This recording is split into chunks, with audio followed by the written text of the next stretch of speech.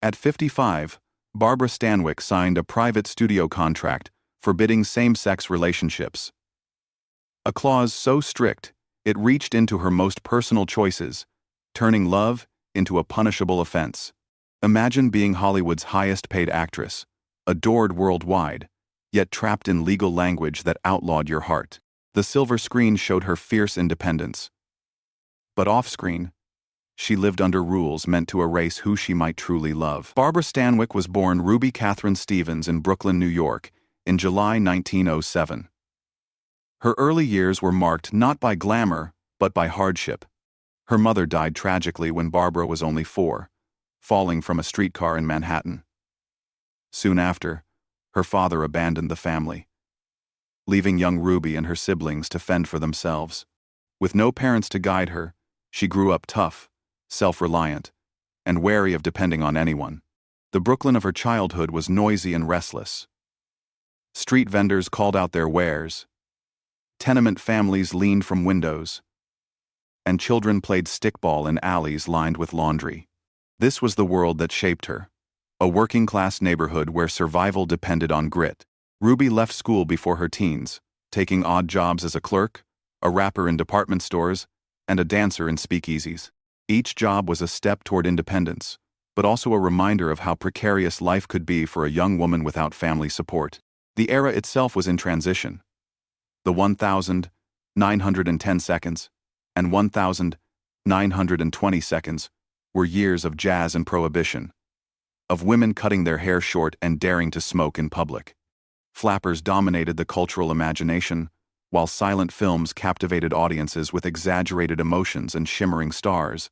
Yet beneath the energy was a rigid morality.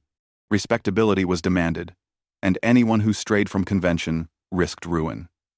For someone like Ruby, with her sharp tongue and restless ambition, the world was both a playground and a trap. By her teenage years, she was drawn to performance. The flickering images of Clara Bow and Gloria Swanson offered escape, while Broadway lights hinted at a bigger stage than Brooklyn streets could ever provide. She joined the Ziegfeld Follies chorus in her teens, trading her birth name for something sharper, stronger: Barbara Stanwyck. The transformation marked not just a new identity, but a defiance of the circumstances she had been born into.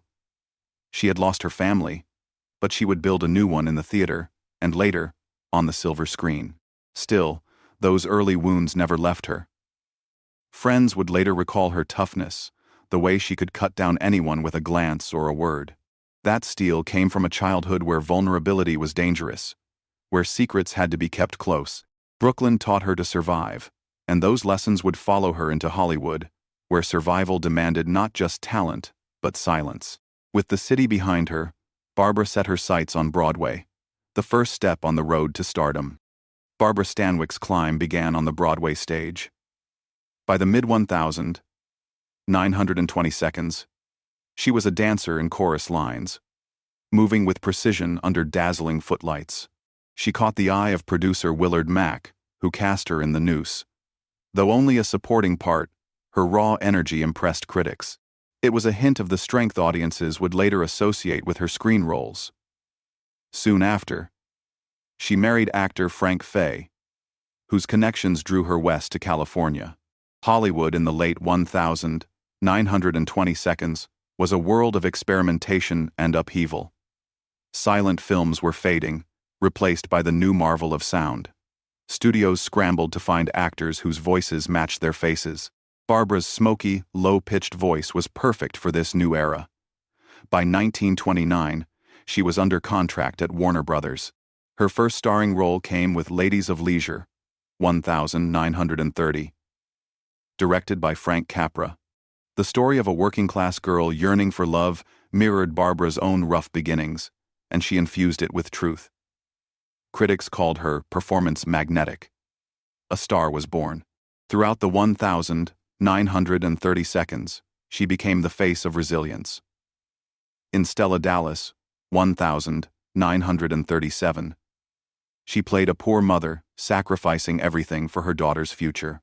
The performance earned her an Academy Award nomination and cemented her as a dramatic powerhouse. Audiences wept with her, seeing in her characters the same struggle many Americans faced during the Depression. While other actresses were wrapped in glamour, Stanwyck gave them grit. She refused to be boxed in. She glided through screwball comedy in The Lady Eve, 1941, sparring with Henry Fonda with wit and sensuality. She embodied noir danger in Double Indemnity, 1944, her icy stare behind a blonde wig convincing Fred MacMurray to murder for love. Critics marveled at her range. Whether mother, con artist, or femme fatale, she was believable because she drew from something real. Behind the camera, though, pressure mounted. Studios controlled every detail of their stars' lives. Publicity men arranged dates, staged photographs, and erased anything that might seem scandalous. Stanwyck's independence made her difficult to manage. She was not the fragile ingenue they could mold. She lived in Brentwood, rode horses, swore like a sailor, and carried herself with the authority of a man in a man's world. That strength drew audiences, but it also fed whispers. How could a woman so tough, so self-sufficient, possibly fit into Hollywood's rigid mold of femininity? By the 1940 seconds, Barbara was among the highest-paid women in America, a title that came with both power and scrutiny. Reporters noted her lack of close female friendships, her guarded private life, and her fierce resistance to gossip. She had made it from Brooklyn's streets to Hollywood's heights, but fame brought its own invisible chains. And behind the image, another story was quietly unfolding. Hollywood in the 1930 seconds and 1940 seconds was a machine of control. Studios drafted morality clauses into contracts, forbidding scandalous behavior. For Barbara Stanwyck, the restrictions ran even deeper. By the time she was 55, one contract reportedly contained language forbidding same-sex relationships. It was a clause that turned love into a liability, forcing her to choose between personal truth and professional survival. Whispers had followed her for years. Biographers note she was often linked to women behind the scenes. Friendships so close they raised eyebrows. Joan Crawford and Barbara were rumored to have shared more than professional camaraderie. Their nights together at parties, where music and champagne flowed freely, were remembered by those who claimed to see subtle glances, a lingering touch, conversations that lasted until dawn. Nothing was ever confirmed, of course. In that era, confirmation could have meant destruction. Another name often mentioned was Tallulah Bankhead, the outspoken actress who made little effort to hide her own desires. Bankhead and Stanwyck crossed paths in Hollywood and on Broadway, both admired for their sharp wit and fierce independence. Friends later recalled that when Tallulah swept into a room, Barbara's guarded exterior seemed to soften, as if she recognized a kindred spirit. Whether their bond was romantic or simply emotional, the connection was undeniable. Discretion was everything. Private parties in Beverly Hills or hidden homes in Laurel Canyon provided cover.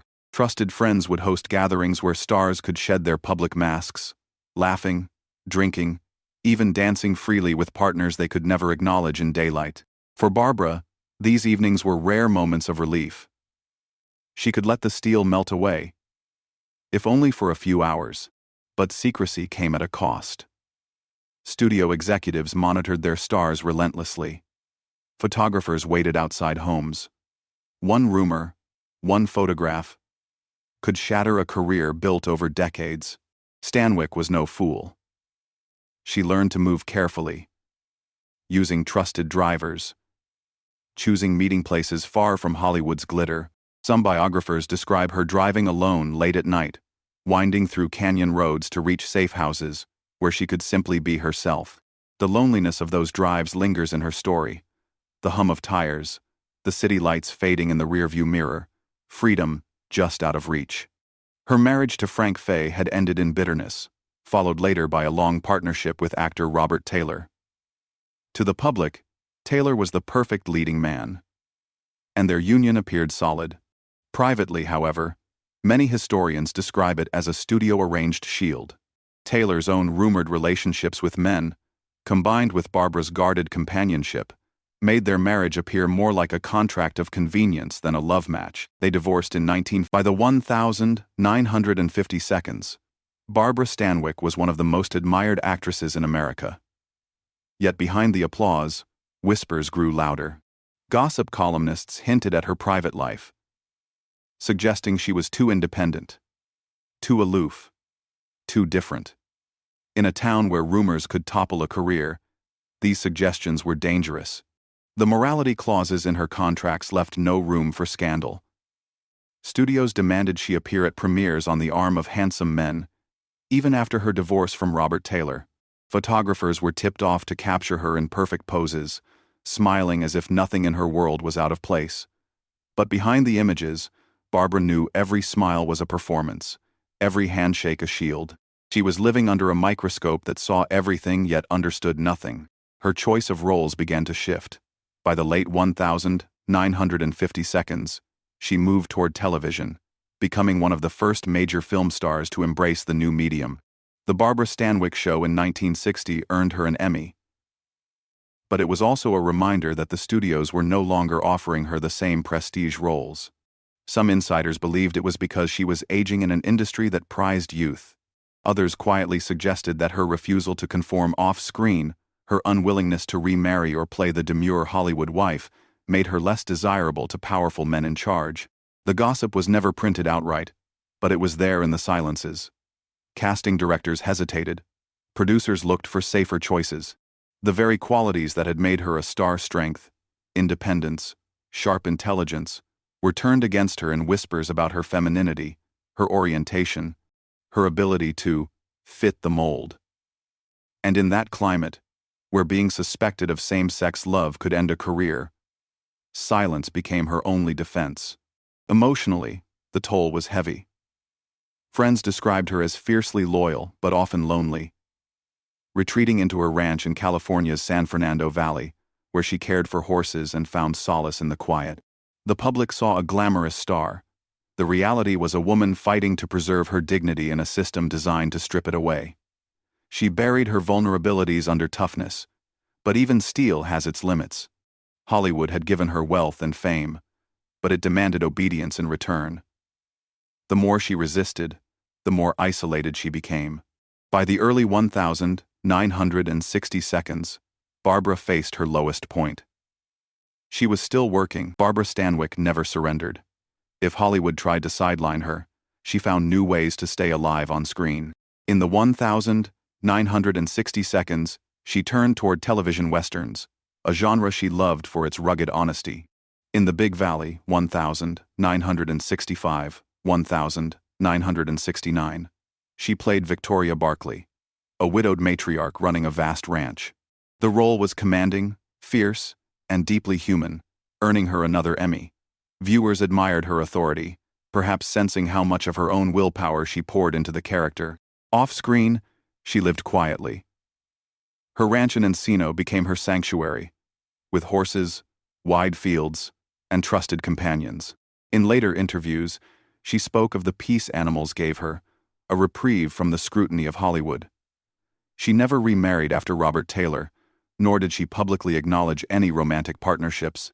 Biographers suggest she had close companions in those years, women with whom she shared deep trust, but the relationships remained private, unspoken, and unconfirmed. In a changing world, even as society slowly loosened its grip, she kept her guard. The 1970 seconds and 1980 seconds brought new honors. She appeared in The Thornbirds, 1983, playing the formidable Mary Carson, a role that won her a Golden Globe and an Emmy. The performance was a reminder of her enduring power. By then she was in her 70s, yet her screen presence was undimmed. Younger audiences discovered her, while older fans celebrated her longevity. As norms around sexuality began to shift in the 1980 seconds, Barbara watched from the sidelines. Hollywood was still hesitant, but public conversations about love and identity were changing. Yet she never spoke of her own struggles. Perhaps the years of silence had become second nature. Perhaps she felt her work was her only true legacy. Friends noted that she grew reflective but remained guarded, a woman who carried secrets to the very end. She received an Barbara Stanwyck's story is not just one of fame. It is a story of silence, of survival, and of the cost of playing a role long after the cameras stopped rolling. She conquered Hollywood with grit, resilience, and unmatched talent. Yet behind the applause, she bore the burden of contracts that policed her private life, of whispers that could have ended her career, of love that had to remain unspoken. Her strength was legendary, but it came at a price. She never revealed her heart, never allowed the world to see the tenderness hidden beneath her steel. Perhaps that was her choice. Perhaps it was the only way she knew to endure. What remains is a legacy of films and performances that continue to inspire, layered with the mystery of a woman who kept her truth hidden in plain sight. Her life asks us to reflect on the cost of secrecy and the courage it takes to live authentically. It reminds us that even the brightest stars can carry shadows. What do you think? Was Barbara Stanwyck's greatest performance the one she gave on screen, or the one she lived off it? Share your thoughts in the comments, and subscribe if you want to hear more hidden stories from Hollywood's golden age.